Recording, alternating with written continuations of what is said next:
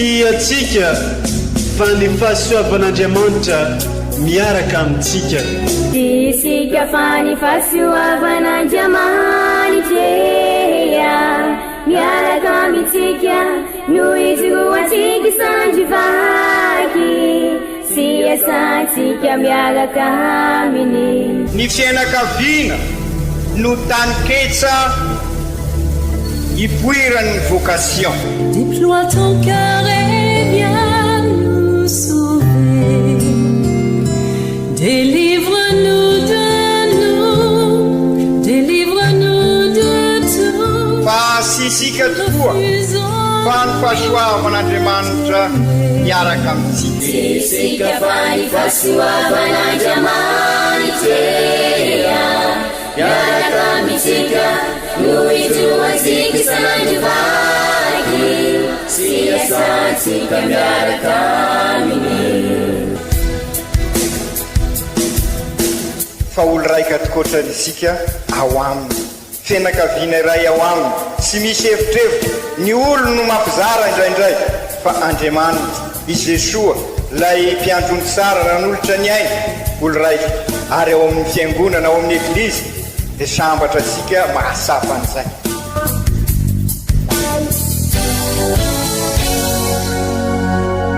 Olo araiky atsika atambatry ny fanahy masina kamiray, olo araiky ao amin'ny Kristy.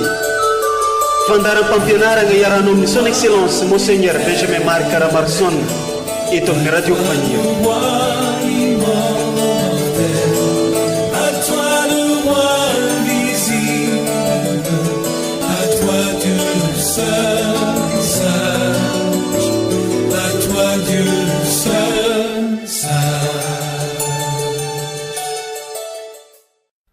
Nahoana ianareo no gaga mibanjana ny lanitra eto ry lehilahy avy any Galilea. Tahaka ny nahitanareo any Jesoa niakatra any an-danitra igny no mbola ahitanareo hahatongavany indray. Aleluia. Miarahaba atsika zay mitandregny ke magnaraka tsy tapaka ny fandarana avy eto amin'ny onjam-peo ny radio Fagniry zahay. Iny andra temo no ankalazantsika ny niakarany Jesosy Kristy tompontsika agny an-dangitry, ary misy loha hevitra zay narosony fiangonana ho antsika mba ho tsakatsakontsika, ho dinintsika, ary mifagnaraka amin'ity andro iniany izay ankalazantsika ny niakarany agny an-dangitry. Ke atolotra anao ary ireo vakiteny zay narosony fiangonana ho antsika amin'izegny, miaraka amin'ny toriteny sy fampianarana zay nataony ray aman-drenitsika de ny archevêque son excellence Monseigneur Benjamin Marc Caramarson. Ka atolotra anao agnatiny fo fenafaliana sy fitiavana.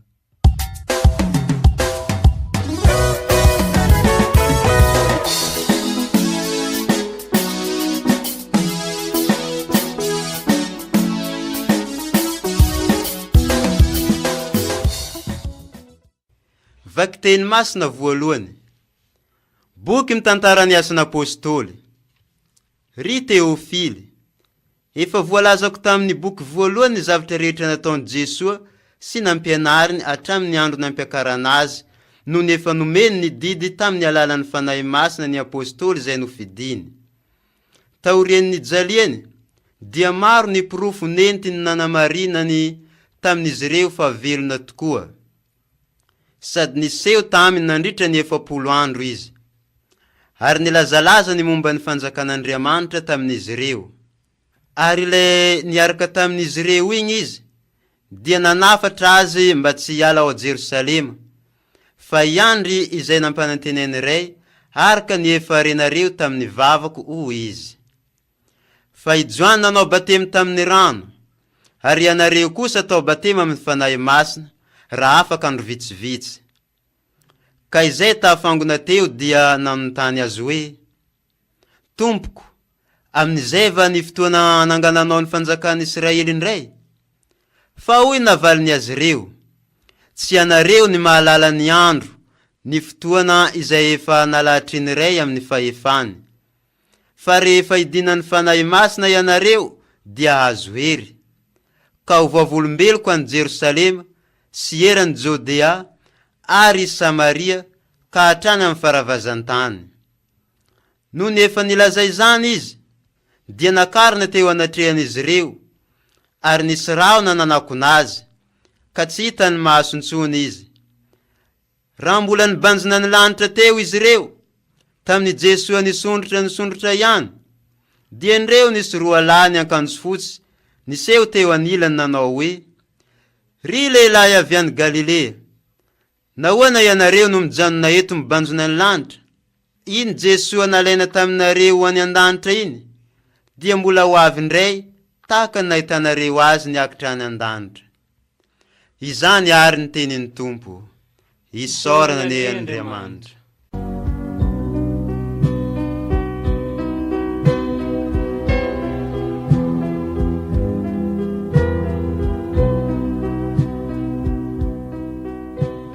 Andriamanitra, mivetso ndray tsaram-ponao eto amin'ny tempolinao izay magnerana ny vazan-tany ny agnaranao ry Tompo, ka dia regny atrezatreza ny famarinana dia eo an-tagnanao.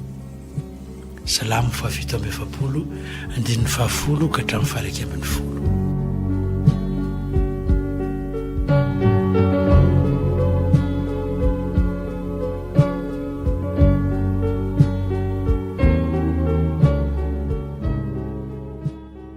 Vaky teny masina faharoa. Taratasy ny masinda Paoly apôstôly ho an'ny kristianina tany Efezy.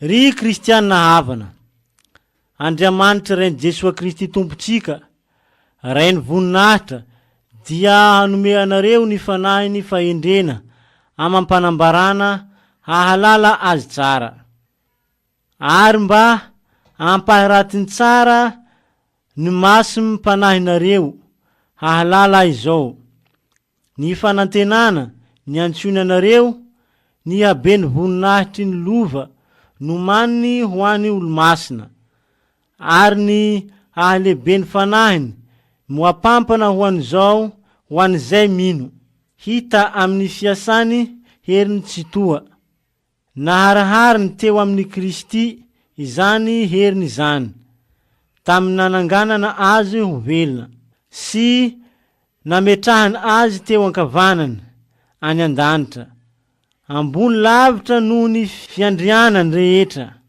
ny fifehezana rehetra, ny fanjakana rehetra, ary ny anarana rehetra, azy tononona, tsy amin'izao fiainana izao ihany, fa amin'ny fiainana ho avy koa, fa napetrany eo an-tongony ny zavatra rehetra, ary nataony filohany ambony indrindra izy amin'ny eglizy, izay tenany fameno izy mpameno, tena andavany sy antsakany amin'ny ratsambatany rehetra.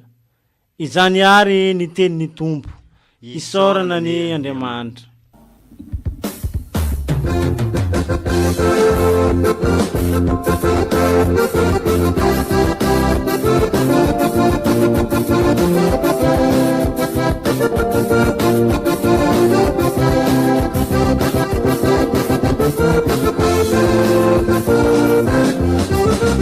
Alleluia, alleluia, uya ye, raisina intenzanare,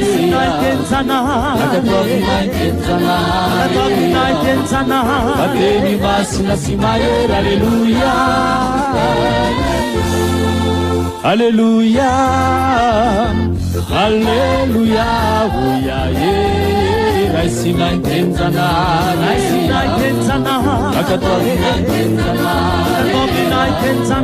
bateni masina simaera, alleluia.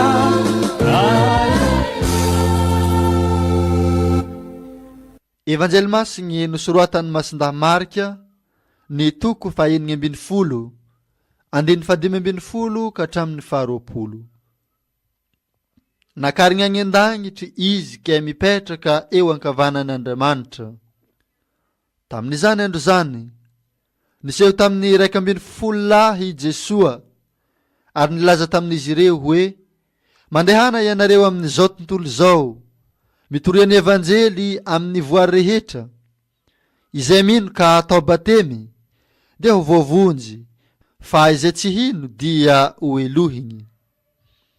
Ary izao no famantaragna homba izay mino. Androaka demony amin'ny agnarako izy, hiteny amin'ny fiteny tsy mbola hainy izy, handray menarana izy, ary na misotro zava-mahafaty aza izy dia tsy ampaninina azy izany. Ametratagnana amin'ny marary izy dia ho sitragna ireny. Ary rehefa niteny tamin'izy ireo Jesosy Tompo dia nakarigny agny an-dangitry kay mipetraka eo ankavanan'Andriamanitra. Ary izy ireo kosa dia lasa nitoratreza-treza, ke sady niara-niasa taminy ny Tompo no nankatony fampianarany taminy fahagagagna nomba azy. Izany araka ankalazaontsika fa masigny ny tenin'ny Tompo, derany ho anao ry Kristy.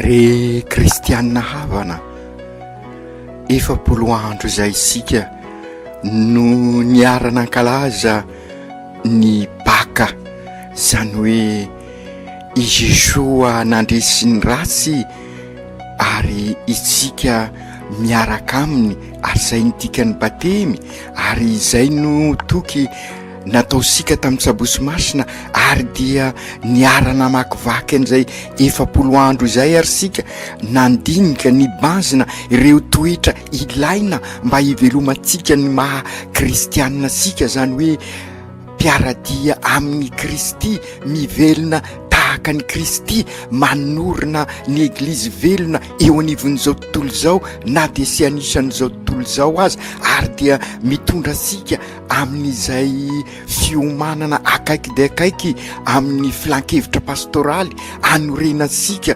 an'izay eglizy olona velona izay, génération des bâtisseurs, ny miaraka amin' Jesoa, ary dia mitodika manokana amin'ny tanora isika, satria araky ny averimberisika sara ny fahatandrorana, ary sy miverimberina izay fahatandrorana izay kararoty anorenana zava-soa, ary sy misy soa akoatry ny fanorenana no avy tsara ao amin'i Jesoa lalana sy fahamarinana ary fiainana. 7 andro ary no nankalazasika sy nandiniantsika an'izay, ka ny an'ity dia miaraka amin'ny eglizy manontolo isika mankalaza an' Jesoa niakatra any an-danitra, izany hoe nandresy ny zava-drehetra izy, ary isika koa zany dia manantena fa hiaraka aminy koa rehefa avy mamakivaky an'ity fiainana ity, fiainana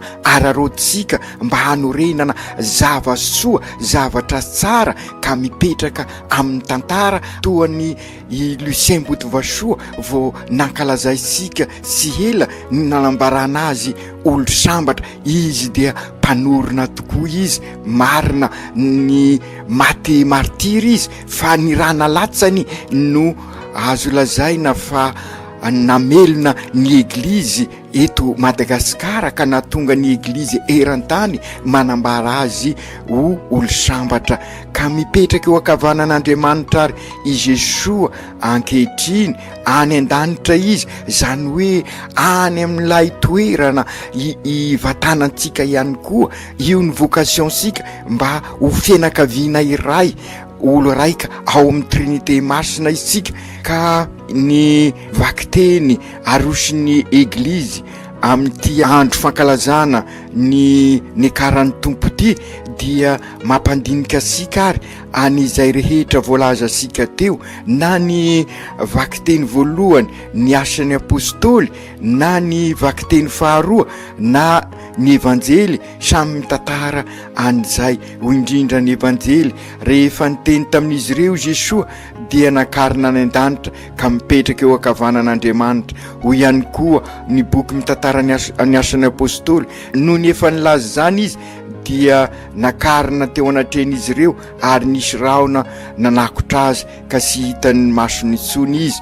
jeu de varina ary sika sy hoe fusée izay fa ny tiany ny soratra masina antitra terina amintsika raha miova tokoa ny fiainantsika ka sy mirefarefa amin'ny tany dia dikan'izay izay natao hoe lanitra ary izay no omanitsika izay no oritsika dia nyzao fa sy hoe ny fusée izy soa na sambon-danitra na makivaky n'iny lanitra iny na avion sy izay ny tiany ny soratra masina eto fa mba hahafantaratsika fa izay lanitra izay dia ilay toeram-pahasambarana ilay toerana noharian'Andriamanitra ho asika mba ho fianakaviana ray ao amintsika ary Masindahy Paoly aza ao amin'ny vakiteny 2 dia miteny amintsika noharian'Andriamanitra tao amin'ny Kristy izany heriny zany tamin'ny nananganany azy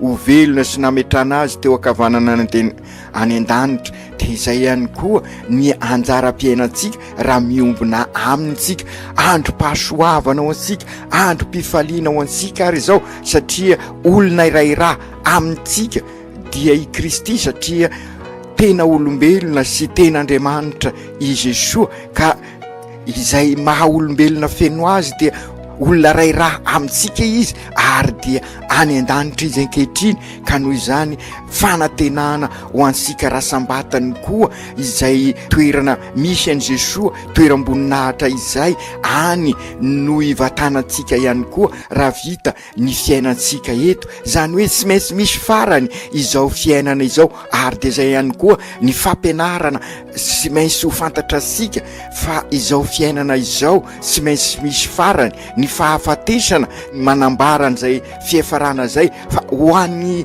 izay miombona amin'ny Kristy kristianina izay génération mpanorona zany izay manorona ny eglizy olona velona ary izay eglizy olona velona izay ihany koa no any an-danitra araka ny fikempinoana izay ataosika amin'ny credo izao mino ny fiombonany ny olo-masina dia izay ihany koa no mahatonga sika ary entan'ny finoana ary feno fanantenana fa isika rasambatany Jesosy koa dia mizotra amin'izay lalana nizorany Jesosy izay tafasangako velona sy niakatra any an-danitra Jesosy santatra ho asika olombelona rehetra izay izy ny voalombokatra ny vavaka fangatana rahateo izay ataosika amin'izao andro fankalazana ny fiakaran'ny Jesosy izao dia hoy isika hoe ny fiakaran'i Jesosy azanaka any an-danitra dia efa fanandratana antsika ary ny voninahitra ny diran'izy filoasika kosa dia efa fanantenana ho ansika rasambatany efa mipetraka ho akavanany ray ary Kristy izy ny lohan'ny eglizy olona velona isika vatany masina dia anaraka azy koa ary hoentiny any aminy raha mivelona araka ny sitrak'Andriamanitra itsika ka izay miombona aminy izay natao hoe masina dia ao anatin'izay fiombonany olo-masina izay ka izay anefa araka ny averimberitsika matetika ny fanorenana ny eglizy olona velona dia maniraka sika izay no mahatonga ny hoe eglizy iraka tena loharano an'izao fiomanantsika amin'ny fanatanterahana ny filan-kevitra pastoraly izao dia maniraka sika i Jesosy ao amin'ny evanjely mitoroia ny evanjely amin'ny voary rehetra ka izay indrindra no maha génération mpanorona atsika sy mahazo mipetrapetraka ny mpanorona fa sy maintsy miroso amin'izay fanorenana izay ka ny fanorenana dia ny fitoriana ny evanjely sy amin'ny vava fotsiny fa amin'ny fiainana manontolo ary izay no lazaisika fampitrahofana ny finoana sy ny fiainana andavanandro ka izay tokoa ary ry kristianina ava malala aoka isika sy anao akandrina fotsiny fa iroso lalindalina koa anatanteraka ny afatry Kristy hoy indrindra izy mandehany anareo amin'izao tontolo izao mitoria ny evanjely amin'ny voary rehetra izay mino ka atao batemy izany hoe manorina eglizy olona velona dia voavonjy fa izay sy hino dia ho elohina izao tontolo izao ny voary ary ny olon-drehetra misy ny sy maintsy itorisika ny evanjely ka izay ny vokatry ny paka izao ho ansika zany hoe ny fifandraisasika amin'Andriamanitra dia mazava ankehitriny ao am' Jesosy, ny fifandraisasika samy olombelona amin'ny alalan'ny fanorenana eglizy olona velona, ny fifandraisasika amin'ny voary, amin'ny fiarovana sy fikolokoloana an'izay voary izay, araka ny lazaisika hoe isika no sy maintsy manaiky isadapte amin'ny zava-misy ka manarina an'izay efa nosimbaisika tamin'ny fotana, ary de zay ny paka ho asika, zany hoe fandalovana amin'ny rasy ka miditra amin'ny fiainam-baovao, entan'ny fanahy masina isika, ary de miandrandra an'izay Pentecote ka izay indrindra no irisika amin'izao fanomanasika ny filan-kevitra pastoraly zao, miara mivavaka isika mba ho Pentecote vaovao tokoa io filan-kevitra pastoraly zay io tanterahisika io. Ny fanorenana ataosika dia fantatra sika fa sy angovosika samyrery, sy isika fa ny fahasoavan'Andriamanitra miaraka amintsika, miara-miasa amin'ny Kristy isika, ary inona moa dikan'izay mitoetra ao aminy isika, ary isika itoerany ka amin'izay mamokatra be isika, mamokatra n'izay fitorinany vaovao mahafaly zay isika, mamokatra ny asa fanompoana isika, mamokatra ny asa firotsahasika, mamokatra ny fiarahasika mivavaka, ary dia ho feno tanteraka ny hafaliasika eo amin'ny fiainansika andavanandro.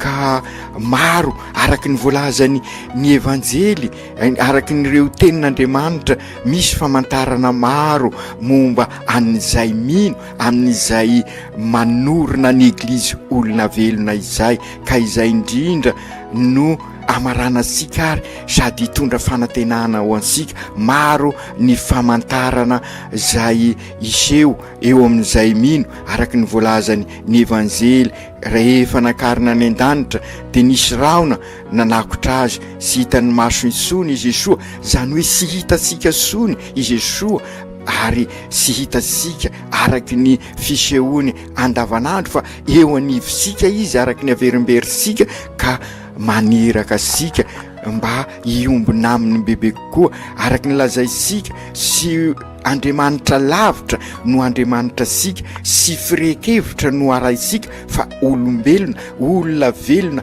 eo anivosika, ka miombona amintsika, ary miara mamakivaky an'ity fiainana ity, ary miara miasa amintsika, ary miara manorina ny eglizy olona velona. Ry Jesosy Tompo, amin'izao fankalazana ny karanao any an-danitra zao, dia miombombavaka tokoa izahay, ary miara misaotra aminao no ny soa marobe nataonao, dia ny famonjenanay indrindraindrindra, ny fanoloranao tena ho anay, ka sotony ary ny masonay olombelona mba ahitanao eo amin'ny fiainanay andavanandro, ka ianao tokoa ny no lalana arainay, ianao ny famarinana izoroanay, ianao ny fiainana ivelomanay eo amin'ny ataonay rehetrarehetra. Ampio izahay mba olona vonona izoro tahaka ny Lucien Botovasoa, tahaka ny Victoire Rasomanarivo,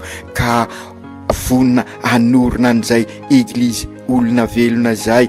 Ampio izahay amin'izao fanomananay akaiky ny filan-kevitra pastoraly izao, mba ho Pentecote vaovao tokoa io fanorenana ny fankalazana ny filan-kevitra pastoraly, ka hitondranay amin'ny fanorenana ny eglizy olona velona. Ry Jesosy Tompo, efa 2 arivo taona tokoa zay no nandrahanao ny apôstôly hitoro ny evanjely, ary de tonga aty aminay izay fahasoavan'ny evanjely zay, ka ampio ary zahay dimby sy fara aty aoriana mba ahavita izay tokony ho tanterahinay amin'ny fanorenana ny eglizy zay.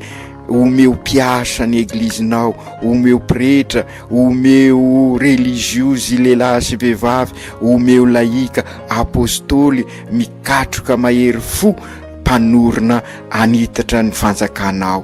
Aoka tanteraka zany amin'ny anaran'ny Ray sy ny Zanaka sy ny Fanahy Masina. Amen.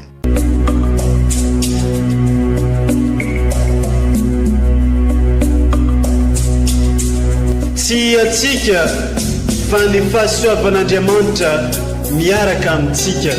Isika fa ny fahasoavan'Andriamanitra miaraka amintsika no ijoroantsika sandrivaky sy asantsika miaraka aminy. Ny fianakaviana no taniketsa ipoiran'ny vocation. Déploie ton cœur et viens nous sauver. Délivre-nous de nous, délivre-nous de tout. Fa sisika tokoa fa ny fahasoavan'Andriamanitra miaraka amintsika. Isika fa ny fahasoavan'Andriamanitra miaraka amintsika no ijoroantsika sandrivaky sy asantsika miaraka aminy. Fa olo raika tokoatrany isika ao aminy, fianakaviana iray ao aminy, tsy misy hevitrevitra. Ny olo no mampizara indraindray, fa Andriamanitra i Jesoa lay mpiandrony tsara ranolotra ny ainy olo raika. Ary ao amin'ny fiangonana, ao amin'ny eglizy dia sambatra antsika mahasapa an'izay.